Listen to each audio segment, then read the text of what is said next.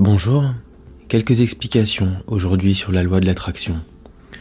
On sait que le subconscient versus le conscient sont à peu près de 95% pour la subconscience et 5% plus ou moins pour la conscience.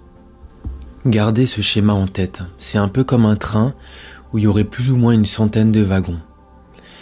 Le premier train, ou plutôt celui qui est tout à l'arrière, ou plutôt les 5 premiers trains, ce sont les 5% que sont la conscience. Ce que je décide de réfléchir, ce que je décide de ressentir, va envoyer une impulsion qui vont être absorbées par les 95% qui sont devant.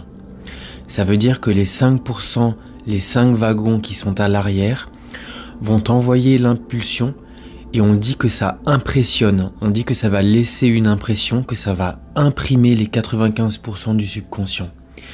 Ce subconscient va se formater autour de ces informations que l'on a conscientisées avec notre conscience et c'est de là que la manifestation de l'univers va se faire.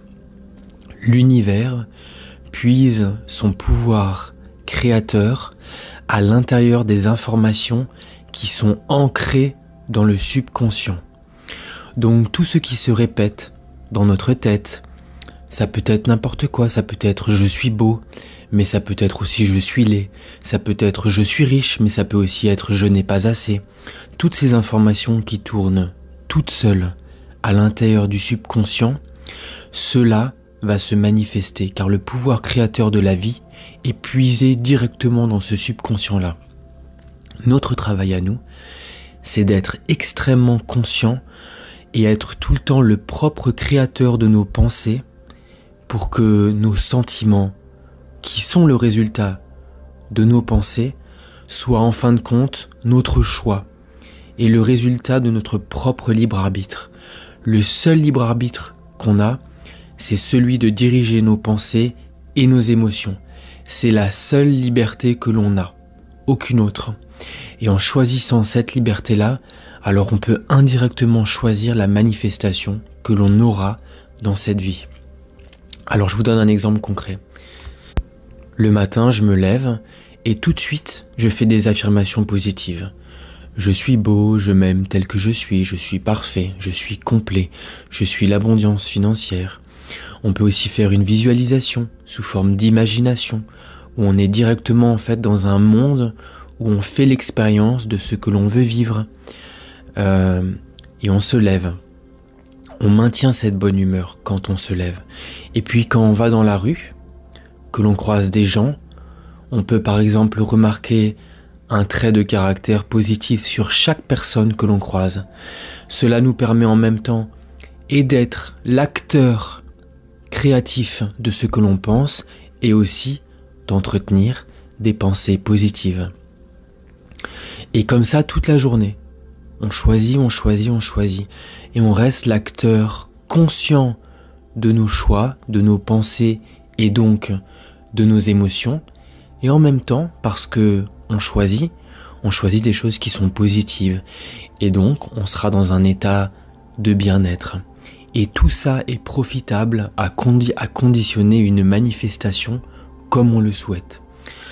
Alors au début, il va y avoir un avant et un arrière, c'est-à-dire que on va vouloir changer d'état d'être, d'état de conscience, et ça va prendre un petit peu de temps, le temps de changer d'état de conscience.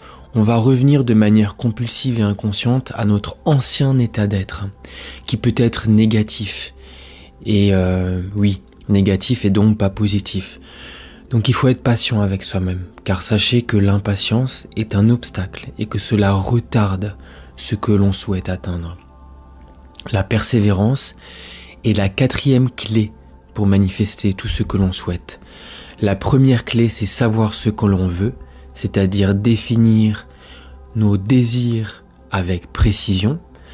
La 2e clé, c'est les imaginer à l'intérieur de notre être pour que l'on puisse vivre dans notre réalité intérieure tous nos rêves et que l'on puisse ressentir déjà maintenant et ici les émotions qui seront le résultat de la manifestation de nos désirs. La 3e clé, c'est ne pas laisser les obstacles qui se présentent à nous décourager. Donc si on revient dans notre ancien conditionnement, ce n'est pas grave, on accepte, on est patient et on continue. Et la quatrième clé, c'est la persévérance. On continue d'être l'acteur créatif de la vie que l'on choisit. Je choisis mes pensées, par conséquent, je choisis mes émotions et par conséquent, je choisis ma manifestation. Et voilà, c'était tout pour aujourd'hui. C'était assez court, mais je pense que c'était assez intense. N'hésitez pas à laisser un commentaire, à laisser un like si la vidéo vous a plu et à vous abonner à la chaîne si vous souhaitez voir d'autres contenus. Si vous souhaitez, vous pouvez également regarder la description sous cette vidéo et il y a un lien vers mes e-books gratuits en ligne. Il y a aussi un lien vers mes formations gratuites en ligne qui sont très puissantes, même si elles sont gratuites. Vous pouvez vous abonner à la newsletter et je vous enverrai des poèmes de bonne humeur, des méditations guidées et des affirmations positives. Voilà, c'est tout pour aujourd'hui. Très belle journée. Au revoir.